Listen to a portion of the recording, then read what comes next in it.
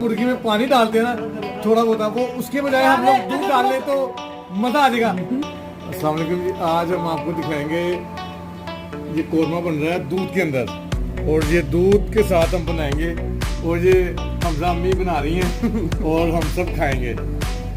ये कटिंग हो रही है जी।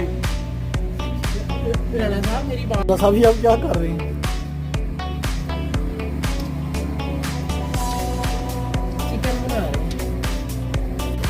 ये शेफ हमजा का सालन है, ये शेफ हमजा बैठे हुए हैं।